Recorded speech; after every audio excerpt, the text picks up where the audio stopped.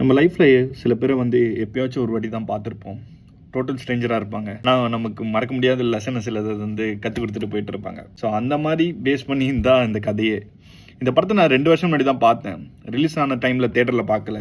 Last year வந்து work பண்ணிட்டு இருக்க சொல்ல ஃப்ரெண்ட்ஸோட இருக்க சொல்ல தான் பார்த்தது. ஆனால் இப்பயும் அந்த கதை வந்து ஒரு நல்ல படம் பார்த்த இம்பேக்ட் வந்து இன்னும் இந்த படத்தை பற்றி யோசிக்க சொல்ல அது மைண்டில் வருது. இந்த படம் இப்போ ரீரிலீஸ் பண்ணியிருக்காங்க. யாரெல்லாம் இந்த படத்தை வந்து பார்க்கலையோ தயவு செஞ்சு போய் தேட்டரில் பார்த்துருங்க. நானே அதை மீமில் தான் பார்த்தேன். இந்த ஊரில் வந்துட்டு தமிழ் படமும் ரிலீஸ் ஆகாது நான் இருக்க ஊரில். பட் நீங்கள் இருக்கக்கூடிய ஊரில் வந்து இது ரிலீஸ் ஆகிருந்தால் இந்த படத்தை போய் கண்டிப்பாக பாருங்கள். ஒரு ஃபீல் குட் மூவி. ஒரு டோட்டல் ஸ்ட்ரேஞ்சர் வந்து உங்கள் லைஃப்பை எப்படி வேணால் மாற்றலான்றது வந்து ரொம்ப அழகாக காமிச்சிருப்பாங்க. ஒரு சில கருத்தை வந்துட்டு சொல்லணும் அப்படின்னு சொல்லி இன்ஜெக்ட் பண்ண மாதிரிலாம் இல்லாமல் அழகாக அற்புதமாக செமையாக எடுத்திருப்பாங்க இந்த படத்தில். அந்த பார்த்த ஒரு ஃபீல் வந்து உங்களுக்கு அந்த இம்பேக்ட் நல்லாவே தெரியும் இந்த படத்தை பார்த்துட்டு. இந்த படத்தில் யாரெல்லாம் பார்த்துருக்கீங்க, கடைசி வரையும் படத்து பேரே சொல்கிறேன் நான்.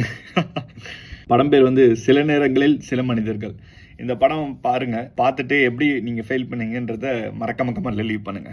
அதே போல் ஒரு சில பேர் வந்து யாரெல்லாம் எரிஞ்செறிஞ்சு விழுறதோ, யார் வந்துட்டு பார்த்துக்கலாம் அப்படின்னு சொல்லிட்டு ப்ரொக்ராஸ்டினேட் பண்ணுறவனோ, சரி எதுனாலும் இப்படி பண்ணிடலாம் அப்படி பண்ணிடலான்னு சொல்லிட்டு குறுக்கோளியில் போகிறவனும் இருந்தீங்கன்னா, யாருன்னா உங்கள் ஃப்ரெண்ட்ஸில் யாருனா இருந்தாங்கன்னா அவங்களுக்கு இதை சென்ட் பண்ணுங்கள். இந்த படத்தை பார்க்க சொல்லி சொல்லுங்கள்.